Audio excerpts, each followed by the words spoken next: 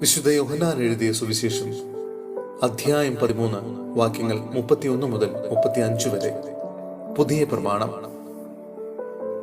അവൻ പുറത്തു പോയി കഴിഞ്ഞപ്പോൾ യേശു പറഞ്ഞു, ഇപ്പോൾ മനുഷ്യപുത്രൻ മഹത്വപ്പെട്ടിരിക്കുന്നു, അവനിൽ ദൈവവും മഹത്വപ്പെട്ടിരിക്കുന്നു. ദൈവം അവനിൽ മഹത്വപ്പെട്ടുവെങ്കിൽ ദൈവം അവനെ തന്നിൽ മഹത്വപ്പെടുത്തും, ഉടൻ തന്നെ മഹത്വപ്പെടുത്തും. എന്റെ കുഞ്ഞുങ്ങളെ, ഇനി അല്പസമയം കൂടി ഞാൻ നിങ്ങളോടുകൂടി ഉണ്ടായിരിക്കും. നിങ്ങൾ എന്നെ അന്വേഷിക്കും. എന്നാൽ ഞാൻ യഹൂദരോട് പറഞ്ഞതുപോലെ ഇപ്പോൾ നിങ്ങളോടും പറയുന്നു, ഞാൻ പോകുന്നിടത്തേക്ക് വരാൻ നിങ്ങൾക്ക് കഴിയുകയില്ല. ഞാൻ പുതിയൊരു കൽപ്പന നിങ്ങൾക്ക് നൽകുന്നു, നിങ്ങൾ പരസ്പരം സ്നേഹിക്കുവിൻ. ഞാൻ നിങ്ങളെ സ്നേഹിച്ചതുപോലെ നിങ്ങളും പരസ്പരം സ്നേഹിക്കുവിൻ.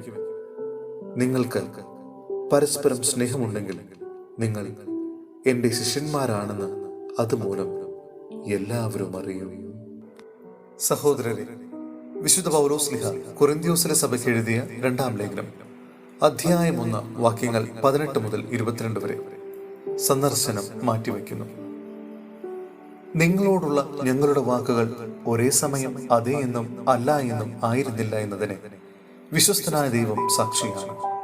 എന്തുകൊണ്ടെന്നാൽ നിങ്ങളുടെ ഇടയിൽ ഞാനും സിൽവാനോസും തിമോത്തിയോസും പ്രസംഗിച്ച ദൈവപുത്രനായ യേശു ക്രിസ്തു അതേയും അല്ലായും ആയിരുന്നില്ല, എല്ലായ്പ്പോഴും അതേ തന്നെ ആയിരുന്നു. ദൈവത്തിന്റെ സകല വാഗ്ദാനങ്ങളും ക്രിസ്തുവിൽ അതേ എന്നു തന്നെ.